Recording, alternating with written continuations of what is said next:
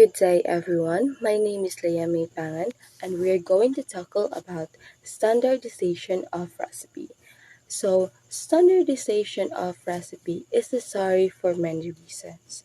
First, product will be consistent in quality each time they're prepared using the standard recipes. By using standardized recipe, the planned number of serving will be produced. Nutritional values per serving will be consistent in standardized recipe. For example, I'm going to make a chocolate moist cake. So what should I do first? I should follow the standard recipe. A standard recipe should have a preparation time, the cook time, and the total time. And it should have a total serving for the um, the product. Next is the ingredients. If it is already stated in the recipe that we should be only adding the 1 and 3/4 cups of all-purpose flour, we should be only adding what is stated here. Next is the chocolate buttercream frosting. Since it is already stated here, the ingredients for us to have a buttercream frosting, we shouldn't be adding or removing some of the ingredients for us to have the same quality. But we can substitute, but we cannot guarantee the quality. Lastly, the procedure. So here, preheat oven, lightly grease. So we should follow this procedure. This procedure also, and for us to have a chocolate buttercream frosting. For the food cost control, standardized recipes provide consistent information because of the same ingredients and quantities of ingredients used each time the recipe is made. So for example, I'm going to make another chocolate cake again the next month. So by that, the recipe that I have followed today is the recipe that I'm going to follow for the next month. By that, I can already budget the money that I am going to use to purchase for the ingredients. Exact number of labor requirement can be predicted and even maximum use of the time can be utilized for the particular day. Since we have already the preparation time, the cooking time, and the total time, we can already predict what time the cake can be baked and what time we can deliver the cake.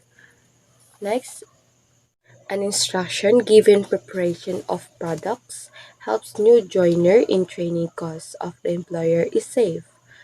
Standardized recipes eliminate guesswork, reduces the chances of producing poor food product, which increases chefs' confidence and feel more satisfied in their job. A recipe is a set of instructions that describe how to prepare a certain dish, including list of ingredients. Hello everyone, my name is Johnny Mimidineros, and for today I will discuss about the standard of recipe. The standard of recipe is a written formula for producing a food item of a specified quantity and quality for qualities used in other particular ingredients. So this topic talks about the quantity and quality of each ingredient. The standard recipe lays all the ingredients, method of productions, and quantities used. It should show the precise quantity and qualities of each ingredients. The use of standard recipe is to show kung unsa kadaghan ang ingredients sa imong gamiton and ang kalidad sa ingredients together with the sequence of preparations and service. Why? Because it enables the establishment to have a greater control over cost and quantity. So it's very important kinai standard recipe for you to control the cost of food and the ingredients. So there are two objectives of a standard recipe. First is the quantities and qualities of ingredients to be used. Each ingredients kailangan mo siya i-measure for you to control the ingredients and to ensure the consistency that the same type and quantity of ingredients are used each time the product is served. The second one is the amount or number of portion a recipe should make. This time we should measure the individual ingredients so that we will know the amount or size of number individual portion or the number of servings. So like what I've said earlier, para makabalo ka ilang imuhang ma-serve sa imuhang recipe nga gibuhat. Without the written standardized recipe for each creative menu items, the operator will never have control of food costs or profits. So the standard recipe is very important in hotel industry. That's all. Thank you. Good day, everyone. By the way, I'm Jesame Salvacion, and I will be discussing about accurate weighing and measuring. When you say accurate, it is defined as how well the measurements result agrees with the true value of whatever is being measured. Weighing is find out how heavy something is typically using scales, and measuring is about ascertain the size, amount, or degree of something. So it is important that when designing standardized recipes, the correct weights and measurements are recorded to achieve consistency, so no matter who prepares the dish, the same standard portion size and quality is achieved. For example, dry ingredients like flour and sugar should be measured using flat cup measures. Ingredients should be level, or like spoon, measures must be measured with the correct sized spoons. A level spoon is essential. So each recipe should tell you the following. First, the ingredients to be used, the exact amounts of ingredients required, how the dish is prepared, how the dish is cooked, the number of portions it will produce. Always read through the recipe carefully and check that you have, first, the right ingredients and equipment, second, the correct weights, third, enough time to prepare the dish. So, it is important to have accurate measurement of ingredients because we can cook better food if the ingredients are properly measured and can be maintained by weighing the food properly. To facilitate menu planning, purchasing, and internal requisitioning, food preparation and production, and portion control, first, know the food cost per portion. Second, know the nutritional value of a particular dish. So the importance of measuring and weighing is success in food preparation depends on the correct amount of ingredients in the recipe. The standard recipe will also help new staff in the preparation and production of standard products, which can be made easier by using photographs or drawings illustrating the finished product. So good afternoon everyone, I am Hazel Fesumayang and today I am going to report or discuss about cost control. So when we say cost control, it is a very basic phrase which we really need when we are going to build a business. So now let's have the definition of a cost control. So when we say cost control, it is a process or activity on controlling costs associated with an activity, process, or company. It is also the practice of identifying and reducing business expenses to increase profits, and it starts with the budgeting process. So in this phrase, when we say cost control, it is talking about budgeting, and you are going to learn how to spend your money, but uh, but you are going to benefit or have big profits. So now I have here some methods in cost control. So before we go to the importance of using or having cost control, I will discuss first short methods of cost control. So I will give you 5 methods that allow a company to maintain and track its overall cost. So the first one is planning the budget properly. Okay, so when we say planning the budget properly, it is one method of cost control that most businesses use when starting a new project is budget management. So if you are going to build a business, of course, since you're still a newbie, you should not spend and spend and spend your money if you are not really sure what will be the benefit of it. So you need to have a proper budgeting. So the next one is monitoring all expenses using checkpoints. So this one, monitoring all expenses related to a project, is a common cost control method that businesses use to ensure the budget is being followed correctly. Of course, if you are going to take risk in making a business, you also need to having a check up if you are budgeting or if you are spending your money correctly. So it is very important to have checkpoints for you to analyze periodically throughout the project to review that team members are maintaining the budget or not. So the third one is using change control systems. So this one, change control systems are cost control methods that account for any changes that might have a large impact on the budget. So like for example, if you think that this idea might lessen your budgeting or might lessen in spending your money, but if it's still earning or having benefits, if you are still going to have profit on it, so you are going to apply the use change control system. It is something like thinking of or innovating something which may lessen your budget, but still you are still earning profit on it. So the third one is having time management. So time management is very common in making or in building a business. So having time management is a cost control method that can keep the expenses of a project down by meeting project deadlines. So for example, if you are going to build that specific product, okay, you are expecting that specific product to be done or to be marketed next month.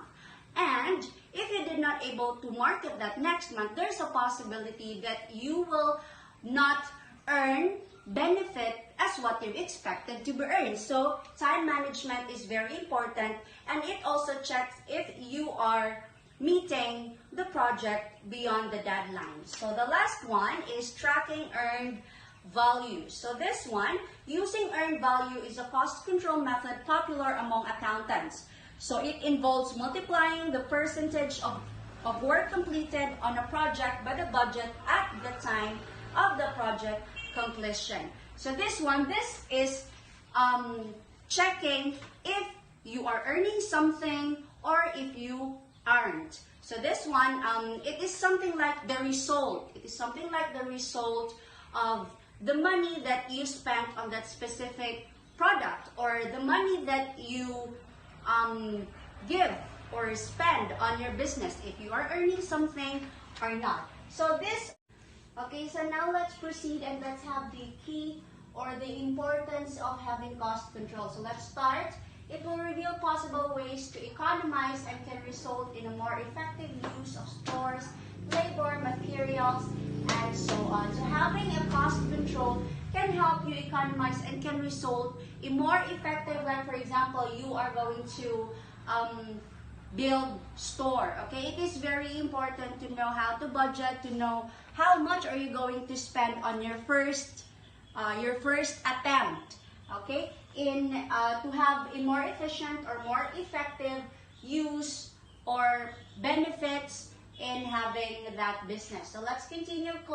Costing provides the information necessary to develop a sound pricing policy. So of course, if you are going to build a business, it is very important to have a meeting or have a proper costing, okay, before you decide what will be the price of that specific product. So you should not just decide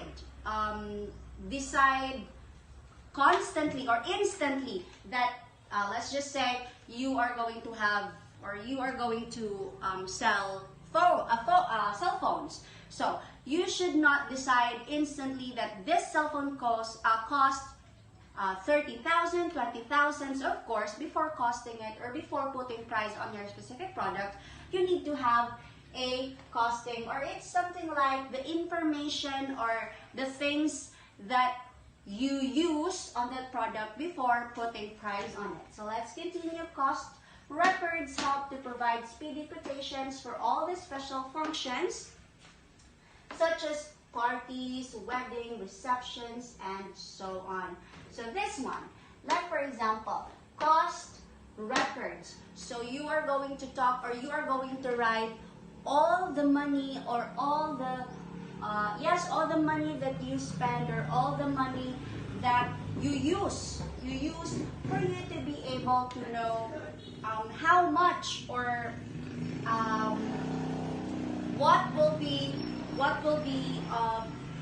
how much is the money that you have spent, especially for these special functions, like for example, such as parties, wedding, receptions, and so on. So this one, you need to have records first before putting or taking risk if you are going to have a business such as wedding receptions, and so on. So you should not, give or spend the money that you want to spend. So you need to have a cost records first. So the next one, it enables the caterer to keep to a budget. So like for example, you are the owner of a catering services. So let's just say that before you give the caterer, you need to let the caterer understand why is it that you only have to give that amount of money for the caterer to keep to a budget. Okay, let's just say you need the caterer to be aware what will be the budget, how much is the budget, so that the caterer will know how much food is he or she going to make or to give. Yes.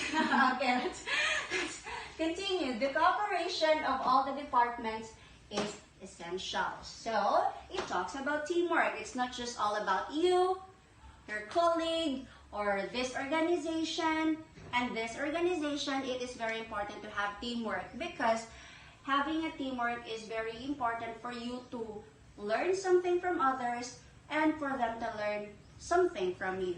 Okay, let's continue. The next one, the costing. Now let's have the next one. The costing system should be adapted to cost analysis. So the costing system must be connected to the cost analysis. So when we say costing system, it is your plans, it is your procedures on how to have a cost control, or on how to budget for that specific product. So the cost analysis will be the result of your costing system. So it is very important to be connected. Okay, it is very important that they must be connected with each other for you to have an efficient cost control. So the last but not the least is clear instructions in writing must be given to the staff that are required to keep records. So this one is very basic. It talks about the clarity or the accuracy in giving instructions, specifically or basically in writing, must be given to staff clearly for them to understand, or for them to be aware why and how is it that why did you give that specific budget to keep records, okay, and for them to have an efficient, or for them to have a clear records. Okay, and the next topic will be discussed, or the continuation of my topic will be discussed by my classmate. Continue. I'm going to discuss about the three elements of total cost. So first element is food and material costs. These are known as variable costs because the level will vary according to the volume of business. Is an operation that uses part-time or extra staff for special occasions. The money paid to this staff also comes under variable cost. By comparison, salaries and wages paid regularly to permanent staff are fixed costs. So, The second element is labor costs and overheads. Regular charges come under the heading of fixed costs, which include labor and overheads. Labor costs in the majority of operation falls into two categories. First category is direct labor cost, which is salaries and wages paid to staff such as chefs, waiters, bar staff, housekeeper, chambermaid, which can be allocated to income from food, drink, accommodation sales. Second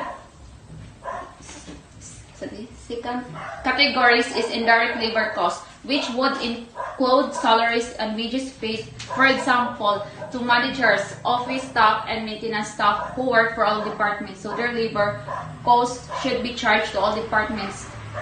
Overheads consistent of rent, rates, heating, lighting, and equipment. So the third element is cleaning materials. This is an important raw essential that is often overlooked when costing. There are over 60 different items that come under this heading, and approximately 24 of may be required for an average catering establishment. May include browns, brushes, buckets, clothes, drain, roads, dusters.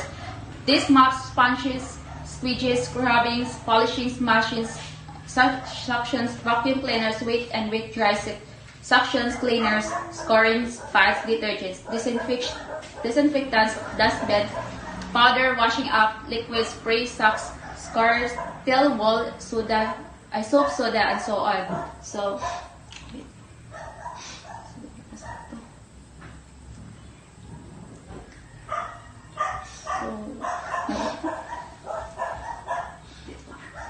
So, material, labor, and expenses of these three elements can be direct and indirect. Direct materials and indirect materials. It's already have indirect expenses. How to calculate food costs in a restaurant. Know your food costs before adding a new dish to your menu. It doesn't matter that you have the best menu in town, a high traffic location, beautiful decor, and rave reviews if your restaurant charges 250 pesos for a meal that costs you 300 pesos to serve. Your cost serve a meal includes both overhead costs and the actual food on the plate. Miscalculating either is a recipe for disaster. Step 1. Step 1. List the ingredients of the dish you are appraising. Include even small amounts of food, including a squirt of ketchup or spoonful of mayonnaise. Don't forget to account for cooking oil, seasonings, and garnishes as well. Every dish should be portion controlled to ensure each chef serves the same meal at the same cost. Step 2. Calculate the cost of each ingredient in each dish. For example, if a tomato costs 25 cents and each one yield 8 slices, the tomato cost for a dish that includes 2 slices would be about 6 cents. Include the proportion of any delivery fees. Enter.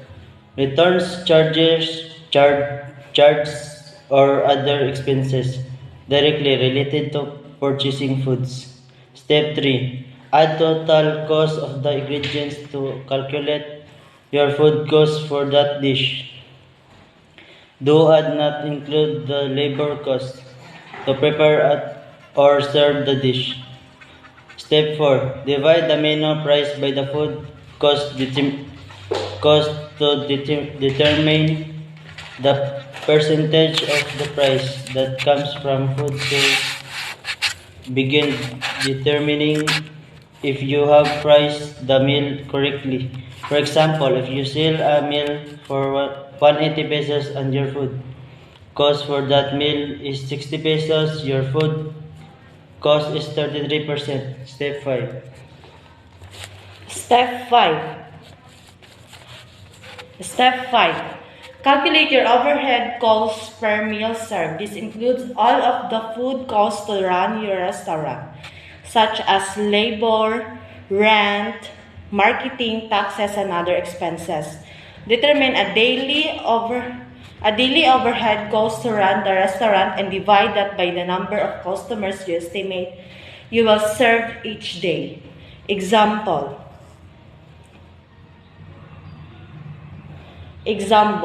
if your overhead is 2,000 per day and you serve 250 customers daily, your overhead cost per person is 8 pesos. Include allowance for employee meals and food theft in the overhead figure, since these are not direct costs to serve a customer service. Step 6. Determine the target food cost percentage you want for your menu item. Menu item. Use your overhead cost to guide you.